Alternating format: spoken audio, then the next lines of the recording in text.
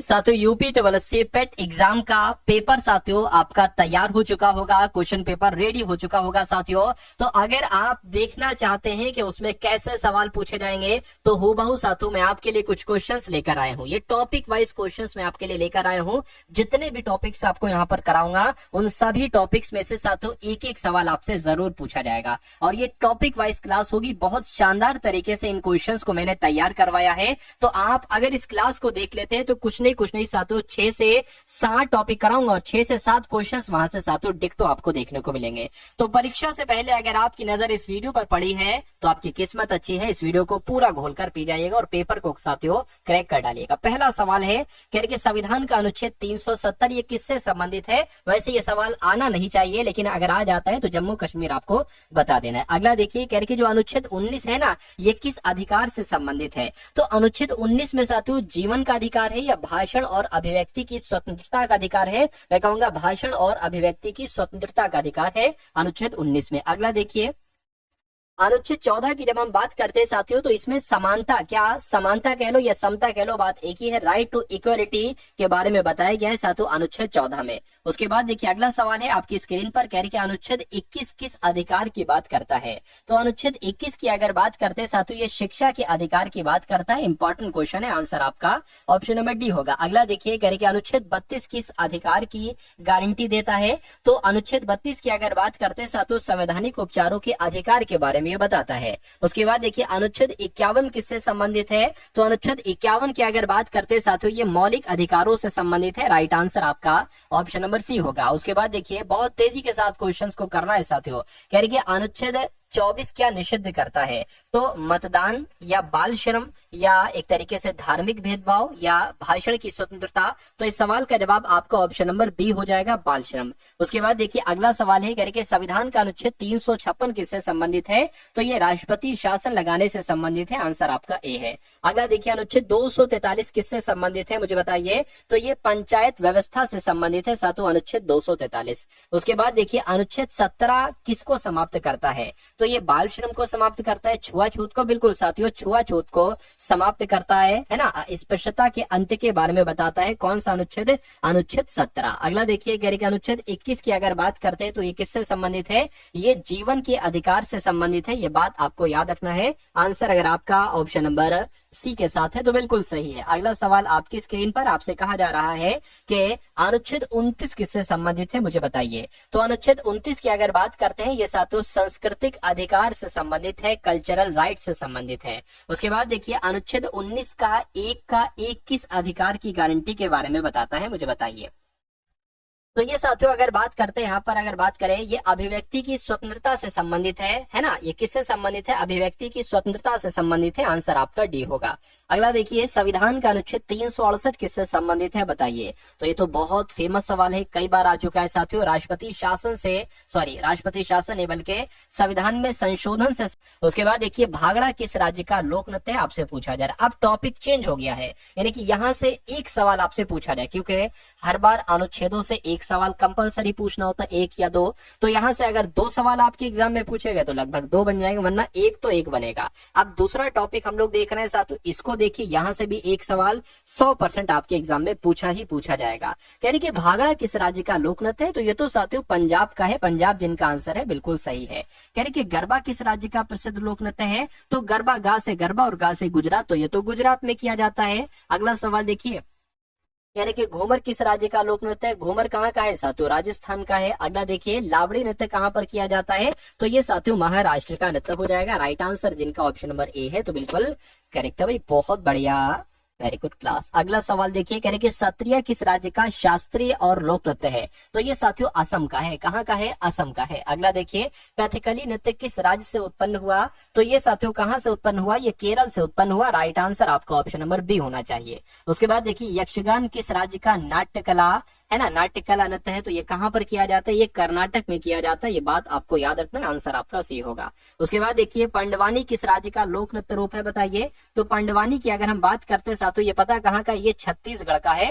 Right answer आपका option number D होगा। साथियों अगर आप अपने यूपी SSC पेट एग्जाम को क्रैक करना चाहते हैं तो आपके लिए कुछ पीडीएफ तैयार की गई है। इन पीडीएफ को साथियों पढ़कर, इनको देखकर आप अपने यूपी SSC पेट एग्जाम को बहुत आराम से क्रैक कर सकते हैं। तो आखिर क्या है साथियों इन पीडीएफ में, एक बार देख लीजिए। देखिए आपको यूपी SSC पेट का जो पिछले पेपर हो चुके हैं, 2021 में पेपर हुआ, उसके बाद 2022 में, उसके बाद 2023 में, यानी कि इन 3 वर्षों में कुल मिलाकर साथियों 10 शिफ्ट हुई है। और हमेशा साथियों यूपी SSC पेट का जो पेपर बना है उसमें 50% कंटेंट लगभग प्रीवियस ईयर से आपको इस बार देखने को मिलेगा। देखिए 2022 में पेपर हुआ था, 2021 के बहुत सारे क्वेश्चन आए थे, 2023 में पेपर हुआ तो 2022 और 21 के कई सारे क्वेश्चन आए, और अब इन तीनों वर्षों के लगभग 40 से 50% क्वेश्चन डिक्टो उठाए जाएंगे साथियों। तो अगर आप ये तीनों पीडीएफ को एक बार देख लेते हैं अच्छे तरीके से, तो यहाँ से 40 से 50% कंटेंट आपका ये रेडी हो जाएगा। उसके अलावा साथियों और पीडीएफ आपको लगभग जीके जीएस की कुछ इंपॉर्टेंट क्वेश्चंस की पीडीएफ आपको दी जा रही है। यहाँ से कुछ परसेंटेज आप निकाल लोगे और इंपॉर्टेंट क्वेश्चन आपको करंट अफेयर के दिए जाएंगे।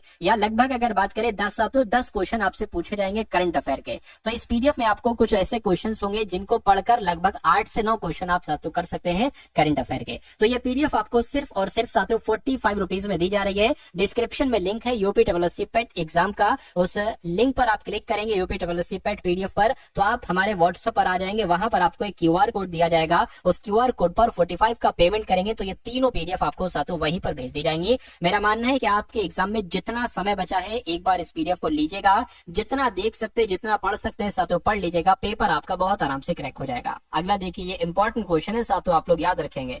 पंडवानी कहाँ किया जाता है नृत्य, छत्तीसगढ़ में किया जाता है। करके किस घराने की गायकी में आलाप प्रमुख है। तो किसकी बात चल रही है साथियों, मैं कहूंगा किराने घराने की बात चल रही है, यानी कि किराने घराने की गायकी में आलाप प्रमुख है। आंसर आपका ऑप्शन नंबर किसके साथ जाएगा, ए के साथ जाएगा। चलिए उसके बाद देखिए कह रहे जयपुर घराने की प्रमुख गायकी शैली क्या है। तो अब साथियों घराने से संबंधित सवाल आपसे पूछा जाने लगा है एग्जाम में, तो घराने से जो प्रश्न बनेगा वो भी देख लीजिए। तो जयपुर घराने की प्रमुख गायकी शैली क्या है, बोलतान है। क्या है साथियों, बोलतान है। अगला देखिए लखनऊ घराना किस नृत्य शैली से संबंधित है। तो ये साथियों कथक से संबंधित है। कहां से, कथक से संबंधित है। किस घराने का ख्याल गायन में योगदान महत्वपूर्ण है। तो किस घराने का ख्याल, मैं कहूंगा ग्वालियर घराने का ख्याल गायन में योगदान महत्वपूर्ण है। अगला देखिए पटियाला घराना किस शैली की गायकी के लिए प्रसिद्ध है। तो पटियाला घराने की अगर बात करते हैं तो ये साथियों ठुमरी शैली की गायकी के लिए जाना जाता है। अगला देखिए किराना घराने के प्रमुख गायक कौन थे। तो इनका नाम साथियों भीमसेन जोशी है। क्या, भीमसेन जोशी ही किराना घराने के प्रमुख गायक माने जाते हैं। अगला देखिए आगरा घराने के गायक किस शैली के लिए प्रसिद्ध हैं। तो आगरा घराने की अगर बात करते हैं साथियों, ये आपको याद रखना है, ख्याल गायकी शैली के लिए प्रसिद्ध है। अगला देखिए हड़प्पा सभ्यता की खोज किसके द्वारा की गई थी। तो हड़प्पा सभ्यता की खोज किसके द्वारा की गई थी, मैं कहूंगा दयाराम साहनी के द्वारा। बिल्कुल सही। अच्छा कब की गई थी, इसका जवाब आपको देना है साथियों कमेंट सेक्शन में, ठीक है ना। अब तीसरा टॉपिक आपके सामने से गुजरेगा, यहाँ से भी एक सवाल पूछा जाता है। हिस्ट्री से एक सवाल, एक क्या बहुत सारे सवाल पूछे जाते हैं, है ना। यहाँ पर सबसे पहले हम लोग प्राचीन मध्य देखेंगे, उसके बाद साथों आधुनिक के भी कुछ क्वेश्चंस देखेंगे। कि वह शासक जिसने एक सच्चे जैन मुनि की तरह उपवास के द्वार शर त्याग दिया, उनका नाम क्या था। तो उनका नाम पता क्या था, चंद्रगुप्त मौर्य की बात चल रही है। चंद्रगुप्त मौर्य आपके सवाल का बिल्कुल सही जवाब है। वैसे तो साथों हिस्ट्री से 5 क्वेश्चन आपके पूछे जाएंगे, है ना, और मॉडर्न हिस्ट्री से ज्यादा क्वेश्चन पूछे जाएंगे। तो वो लगभग यहाँ से कई सारे क्वेश्चंस आपको देखने को मिलेंगे। कि तराइन का प्रथम युद्ध जो 1191 में हुआ था, ये किसके बीच लड़ा गया था। तो ये पता किसके बीच लड़ा गया था, मोहम्मद गौरी और भीम के बीच लड़ा गया था। नहीं साथियों, मोहम्मद गौरी और पृथ्वीराज तृतीय के बीच लड़ा गया था, लेकिन यहाँ पर है नहीं, है ना। तो अगर यहाँ पर ऑप्शन नंबर बी में हम गौरी लिख दें तो मोहम्मद गौरी और पृथ्वीराज तृतीय यहाँ पर है, तो ऑप्शन नंबर बी आपका आंसर हो जाएगा। अगला देखिए बंगाल को मुगल साम्राज्य से पृथक कर स्वतंत्र किया था, किसने किया था साथियों बताइए। तो मुर्शिद कुली खान ने ही बंगाल को मुगल साम्राज्य से पृथक करके स्वतंत्र किया था। यह काम मुर्शिद कुली खान ने किया था।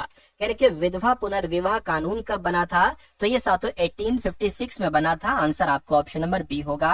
1856 में ही विधवा पुनर्विवाह कानून बना था। अंग्रेजों ने फूट डालो और शासन करो की नीति अपनाई थी। बिल्कुल अपनाई थी अंग्रेजों ने, लेकिन पूछा जा रहा है कब अपनाई थी, तो ये 1858 के बाद अपनाई गई थी अंग्रेजों के द्वारा। फूट डालो और शासन करो, ये भी साथियों इंपॉर्टेंट क्वेश्चन है, आपके एग्जाम में आएगा। अगला देखिए, कह रहे कि इंग्लैंड में गृह युद्ध कितने वर्षों तक चला था, तो साथियों ये 7 इयर्स तक चला था। 7 सालों तक इंग्लैंड में गृह युद्ध चला था। आंसर जिनका ऑप्शन नंबर बी के साथ है तो बिल्कुल करेक्ट हो जाएगा। उसके बाद देखिए, कह रहे कि आर्य भारत में साथियों कब आए थे बताइए, तो ये पता आर्य भारत में कहां से आए थे, पश्चिम एशिया से, पूर्व एशिया से नहीं साथियों, ये केंद्रीय एशिया से आए थे, सेंट्रल एशिया से आए थे आर्य भारत में निवास करने। किस अवधि में साथियों रामायण एवं महाभारत की रचना हुई थी, तो रामायण की रचना और महाभारत की रचना किस अवधि में हुई थी, मैं कहूंगा आर्य अवधि में हुई थी। राइट आंसर आपका जो जाना चाहिए वो ऑप्शन नंबर डी के साथ जाना चाहिए। उसके बाद देखिए, गुप्त समाज की स्थापना साथियों किसने की थी, तो देखिए यहाँ पर ये ऑप्शन के आधार पर साथियों डिपेंड करता है गुप्त समाज की स्थापना किसने की थी। अगर श्री गुप्त ऑप्शन में होता तो श्री गुप्त आप लगा देते, लेकिन नहीं है तो साथियों चंद्रगुप्त आपको लगाना पड़ेगा, क्योंकि चंद्रगुप्त को गुप्त समाज का वास्तविक संस्थापक माना जाता है। उसके बाद देखिए, अगला सवाल आपके स्क्रीन पर है, कह रहे कि पानीपत की दूसरी लड़ाई किसके बीच लड़ी गई थी, तो पानीपत की दूसरी लड़ाई साथियों अकबर और हेमू के बीच लड़ी गई थी। इसमें कौन विजयी रहा था, इसमें अकबर विजयी रहे थे। अच्छा, ये कब लड़ाई हुई थी ये आपको बताना है साथियों कमेंट सेक्शन में, है ना। अगला सवाल देखिए, कह रहे कि मोहम्मद गौरी कहाँ के शासक थे, तो मोहम्मद गौरी अफगानिस्तान के शासक थे। आंसर आपका ए होगा। उसके बाद देखिए, मस्तानी किस शासक की प्रेयसी थी, तो मस्तानी की अगर बात करते साथियों ये बाजीराव पेशवा की प्रेयसी थी। आंसर आपका ऑप्शन नंबर ए हो जाएगा। यहाँ पर देखिए लवर, अब आपको समझ में आ जाएगा। उसके बाद देखिए, कह रहे कि बिहार प्रदेश को किस मुस्लिम शासक ने सबसे पहले जीता था, तो किसकी बात चल रही है, बख्तियार खिलजी की बात चल रही है। बख्तियार खिलजी आपके सवाल का बिल्कुल सही जवाब हो जाएगा। उसके बाद देखिए, गुप्तकाल में सबसे पहले किस शहर में अंग्रेजों ने अपने कारखाने स्थापित किए थे, तो मैं कहूंगा ये काम इन्होंने सूरत में किए थे। यानी कि एक तरीके से ये साथियों गुप्तकाल लिखा है, गुप्तकाल में सबसे पहले किस शहर में, तो सूरत में अंग्रेजों ने अपने कारखाने स्थापित किए थे। कह रहे कि किस खेल में रणजी ट्रॉफी संबंधित है, यानी कि रणजी ट्रॉफी किस खेल में दी जाती है, तो मैं कहूंगा साथियों ये तो क्रिकेट के खेल में दी जाती है। अगला सवाल है, कह रहे कि टेबल टेनिस में कितने खिलाड़ी होते हैं, तो साथियों 2 खिलाड़ी होते हैं टेबल टेनिस में। नेक्स्ट नंबर का सवाल है, कह रहे कि लॉर्ड्स स्टेडियम किस खेल से संबंधित है, तो ये साथियों क्रिकेट के खेल से संबंधित है। राइट आंसर आपको ऑप्शन नंबर सी होगा। निम्न में से कौन हॉकी के प्रसिद्ध खिलाड़ी है, तो साथियों इन चारों में से हॉकी के प्रसिद्ध खिलाड़ी कौन है, मैं कहूंगा मेजर ध्यानचंद है। इनको हॉकी का जादूगर कहा जाता था। आंसर आपका ऑप्शन नंबर ए होगा। अगला सवाल था तो आपके स्क्रीन पर है, क्या आपसे पूछा जा रहा है देखिए और साथियों बताइए आंसर क्या होगा। कह रहे बैडमिंटन का आविष्कार किस देश में हुआ, तो बैडमिंटन का आविष्कार साथियों इंग्लैंड में हुआ। आंसर आपका ए होगा। यानी कि सुब्रतो कप की अगर बात करें तो इस खेल से संबंधित है, ये फुटबॉल खेल से संबंधित है सुब्रतो कप। अगला सवाल कह रहे कि गोल्फ में कितने खिलाड़ी होते हैं, तो मैं कह सकता हूँ गोल्फ में साथियों 1 खिलाड़ी होता है। आंसर आपका ए होगा। अगला देखिए, विंबलडन किस खेल से संबंधित है, तो विंबलडन की अगर बात करते हैं साथियों टेनिस के खेल से संबंधित है। अगला सवाल है, कह रहे फुटबॉल के पिता किसे कहा जाता है, ये बहुत इंपॉर्टेंट क्वेश्चन आपकी स्क्रीन पर है साथियों, बताइए इसका राइट आंसर। वाल्टर कैंप को, पेले को, डिएगो माराडोना के, जोसेफ ब्लाटर को। देखिए नाम आपको वाल्टर कैंप का याद रखना है क्योंकि इन्हीं को ही फुटबॉल का पिता कहा जाता है। कह रहे कि क्रिकेट का आविष्कार किस देश में हुआ,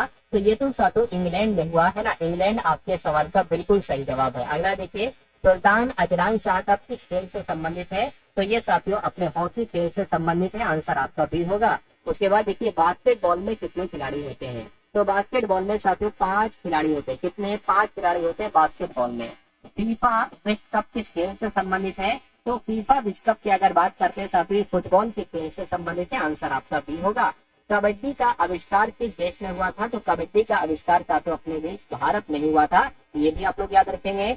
शतरंज के पिता किसे कहा जाता है, तो शतरंज का पिता की अगर बात करते हैं साथियों विलियम स्टीलिट्ज को कहा जाता है शतरंज का पितामह। अगला सवाल है, कह रहे कि इंडिया विंस फ्रीडम के लेखक कौन है, तो इंडिया विंस फ्रीडम के लेखक साथियों मौलाना अबुल कलाम आजाद है। मौलाना अबुल कलाम आजाद आपके सवाल का बिल्कुल सही जवाब है। साथियों लाइक कर दीजिएगा, अगर आपने अभी तक इस वीडियो को लाइक नहीं किया तो लाइक कर दीजिएगा।